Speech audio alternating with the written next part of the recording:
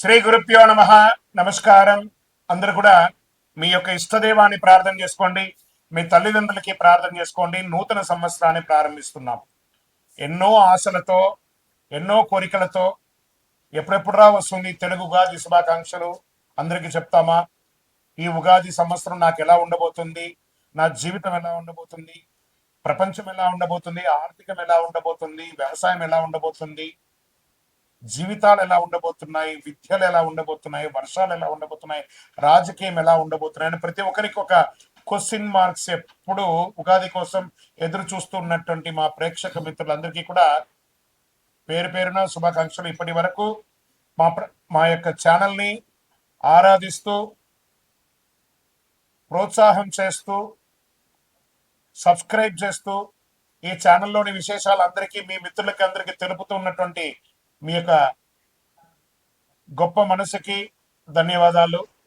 ప్రతి ఒక్కరికి కూడా పరాభవనామ సంవత్సర శుభాకాంక్షలు. ముందుగా మనం దైవ ప్రార్థనతో ప్రార్థన చేసుకుంటా. మీ ఇష్టదైవాన్ని ప్రార్థన చేసుకోండి.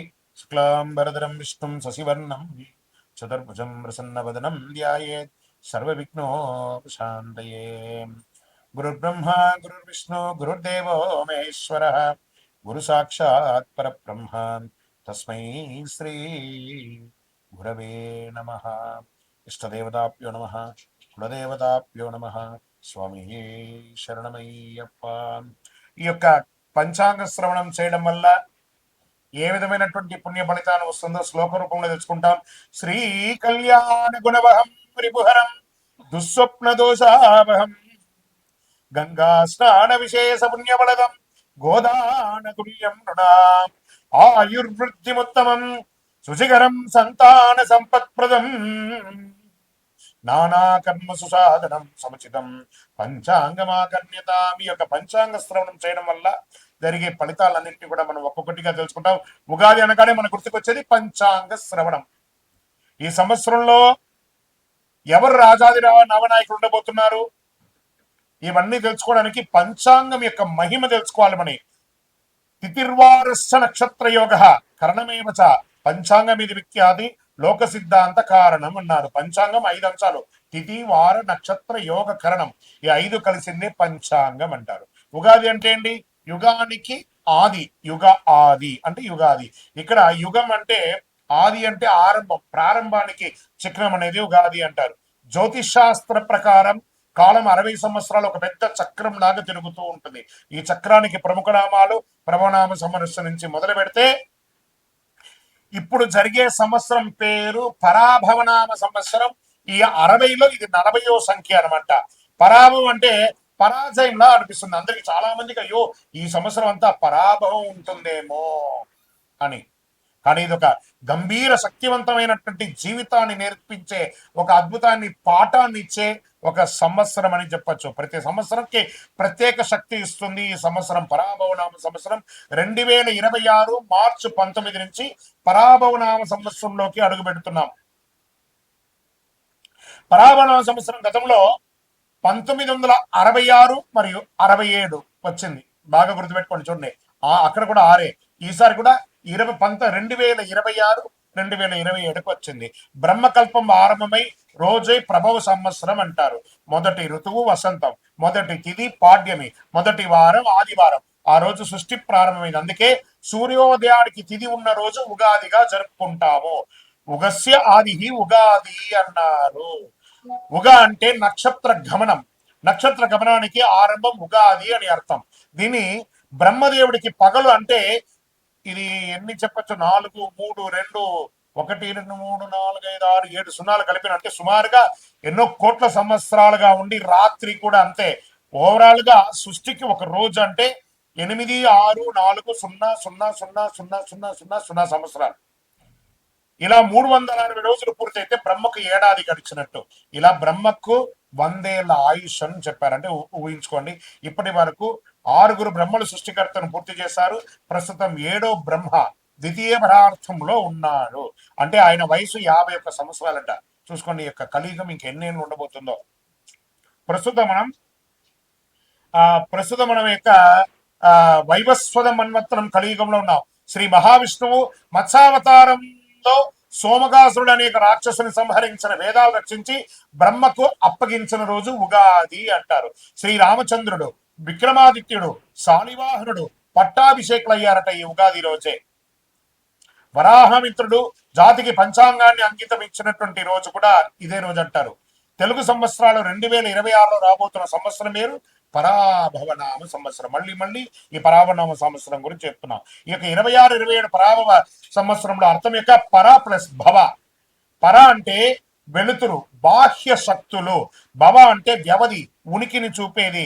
పరాభవ, పరబాక్య ఆశ్రయాల కేవలం అహంకారం కూలిపోవడం అర్థమే కానీ పరాభవం అంటే ఓటమి కాదు. బాగా గుర్తుపెట్టుకోండి.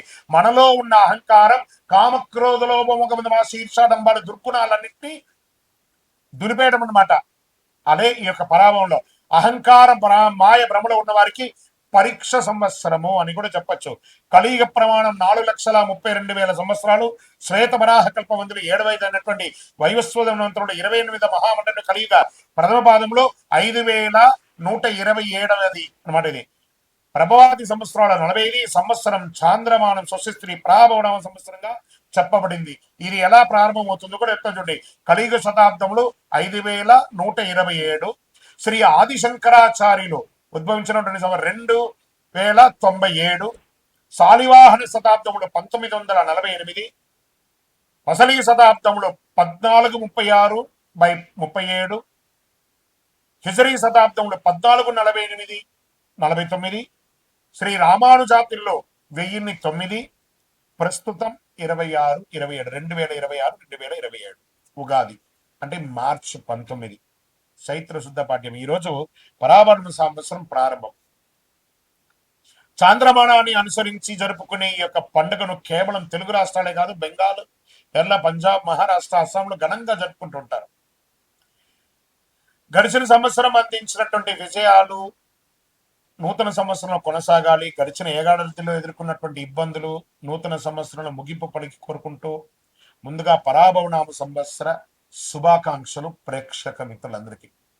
మేషరాశి ఫలితాలు ఎలా ఉన్నాయంటే అశ్విని, భరణి, కృత్తిక మొదటి పాదానికి జన్మించిన మీరు మేషరాశి వారిగా పరిగణించబడుతున్నారు. ఈ పరాభవనామ సంవత్సరం మేషరాశి వారికి పరీక్షలతో కూడినటువంటి పురోగతి కూడా ఉంటుంది.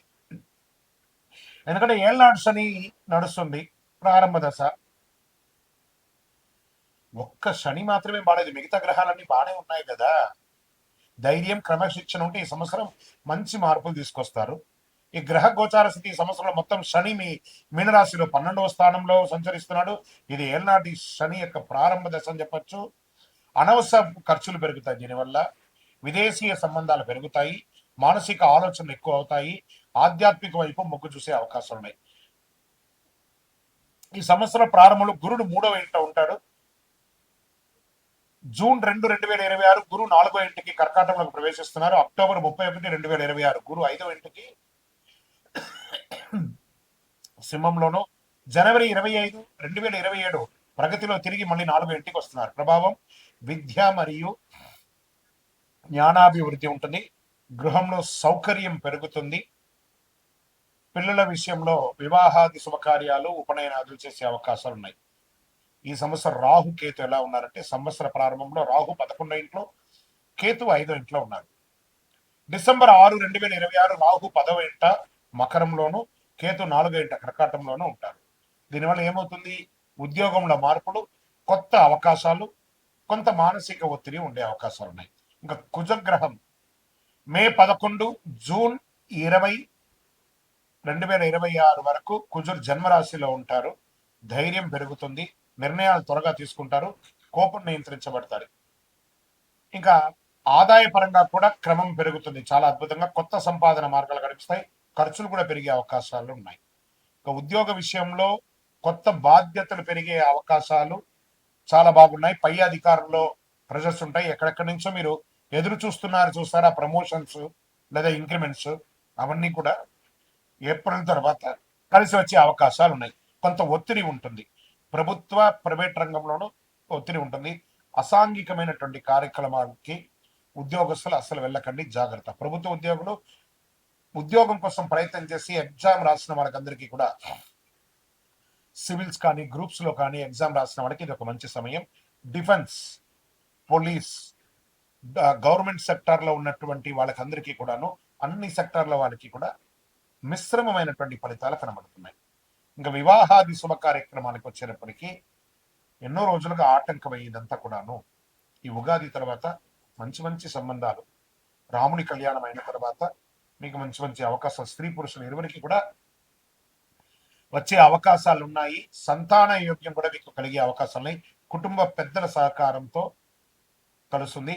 ఈ ప్రేమ వ్యవహారంలో ఉన్న వాళ్ళు కాస్త పెద్దలతో ఒప్పించి చేసుకోండి, లేదా ఇబ్బంది పడే అవకాశాలు ఉన్నాయి. ఇంకా ఆరోగ్యానికి వచ్చేటప్పటికి నిద్ర సమస్యలు, బీపీ లాంటిది కొంచెం వచ్చే అవకాశాలు ఉన్నాయి. మానసిక స్ట్రెస్, ధ్యానం ఇవన్నీ కూడా చేస్తే మంచిది. భయపెట్టడానికి కాదు, ఒక శస్త్రచికిత్స మాత్రం అవకాశం ఉంది. అది అవ్వకుండా ఉండాలంటే డాక్టర్ని సంప్రదించండి. మీ ఆరోగ్యాన్ని మీరు జాగ్రత్తగా చూసుకోండి. ఇంకా ప్రయాణాల విషయంలో విదేశీయ ప్రయాణం కోసం, విదేశీయ చదువు ఉద్యోగం కోసం ఉన్న వాళ్ళు కాస్త మిశ్రమ వాతావరణం కనబడుతుంది జూలై వరకు. ఎందుకంటే దేశమంతా కూడా, ప్రపంచమంతా కూడా యుద్ధ వాతావరణంలో ఉంది కాబట్టి ఇవన్నీ సెట్ అవ్వడానికి జూన్ జూలై అవుతుంది. జూలై తర్వాత మీకు విదేశీయ ప్రయాణం, ఉద్యోగాల అవకాశాలు ఉన్నాయి. చాలా మందికి లే ఆఫ్ అయిపోయిందండి, మాకు మేము ఏం చేయాలి అంటే, ఒక పక్క ఏళ్ళ నడుస్తుంది, ఒక పక్క ప్రపంచ ఆర్థిక మంద్యంలో పడింది కాబట్టి ఇవన్నింటినీ దృష్టిలో పెట్టుకొని కాస్త ఉండండి. జూలై తర్వాత అన్ని సర్దుకుంటుంది. భారతదేశంలో ఉన్న వాళ్ళు మీరందరూ కూడా సురక్షితంగా ఉంటారు. విదేశాల్లో ఉన్న వాళ్ళు కాస్త జాగ్రత్తగా ఉండండి, అంతే. అదొకటి మాత్రం చూసుకోవాలి.